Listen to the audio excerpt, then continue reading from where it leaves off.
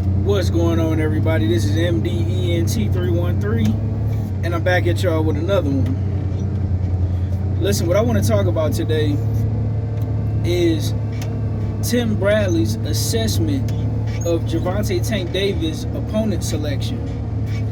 Now, I want to preface this by saying he never talked bad about Gervonta Tank Davis' skill level and his skill set, but he only criticized his opponent selection like myself and any other hardcore boxing fan, right? And what he said was apparently obvious, right? Especially considering when you look at the fact that traditionally PBC fighters, when they tend to cross the street to fight other network promotional free agents or fighters, you know, PBC's record is awful, to say the very least, right?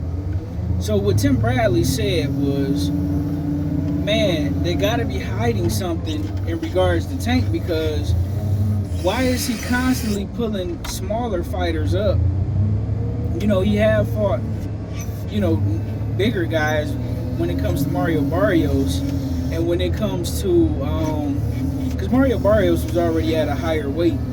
Now, Leo Santa Cruz was at a lower weight, but Leo Santa Cruz is just naturally taller and bigger than Tank Davis, even though he was fighting at a lower weight class. But Tim Bradley bring up a great point when he say that Gervonta Tank Davis has been doing this for a while.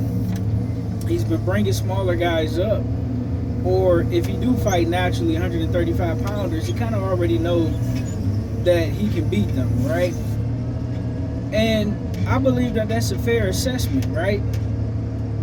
One of the reasons why I say that is because when you look at fights that will actually draw a lot of money in and around his weight class, he refused to fight Vasyl Lomachenko up until recently. He refused to fight him the last 5 years. I mean 7 if you want to be honest, but we'll just say 5 for the sake of arguments, right?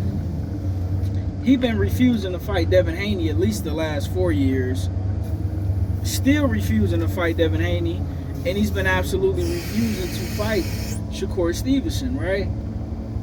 And the sad thing about all of this is everybody know that Gervonta Tank Davis is a skilled fighter. Nobody's denying his skill set.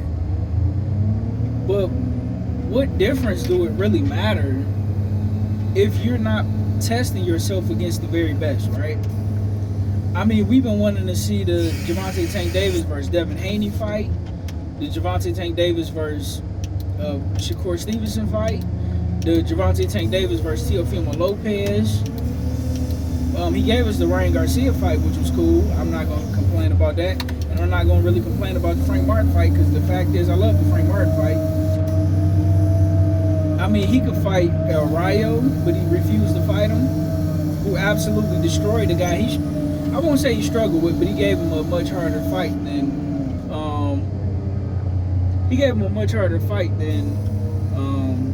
he gave El Rayo. Isaac Pitbull Cruz put up a much better showing against Gervonta as opposed to El Rayo. And when it comes to those guys, Shakur, Teo, Devin, Lomachenko, he refused to fight him. I remember at a time where, I know it may seem like a long time ago, but in the grand scheme of things, it really wasn't that long ago. We was begging Gervonta Tank Davis to fight Tevin Farmer, guys. I want you to think about that. Tevin Farmer, who just came off multiple losses, who's a respectable boxer, who don't have a lot of punching power. We was begging Tank Davis to fight Tevin Farmer. I mean, just think about how insane that is. Like, if you think about Tevin Farmer now and Gervonta Tank Davis now, like, you would be like, well, Gervonta will wash Tevin Farmer, but we was trying to get that fight for years and Tank refused to fight him. In addition to that, Gary Russell Jr. was calling out Gervonta Tank Davis for years, and he absolutely refused to fight him.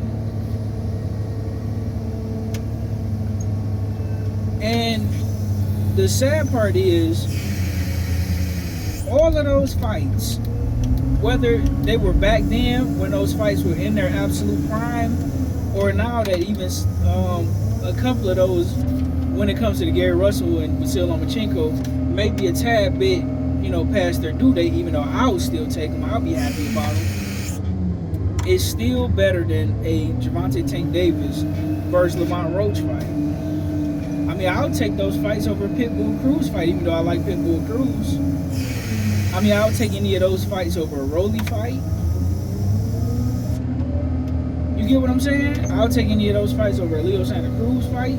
Even though Leo, he was a pretty good fighter. I'm not going to knock him for that.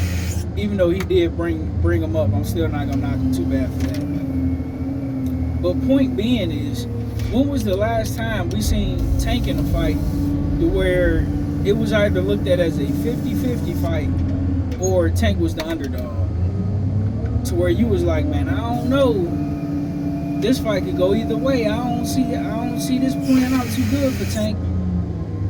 I mean, you're never gonna see it unless some guy come out of nowhere and upset him. But as far as if you put him in a fight with Devin, even if Devin is 70 to 80% of what he was, that's still a 50-50 fight. At worst, it's a 60-40 fight. If you put him in there with Shakur, it's a 50-50 fight. You put him in there with T.O., it's a 50-50 fight. If Gary Russell is at least 75% of what he was, that's a 50-50 fight.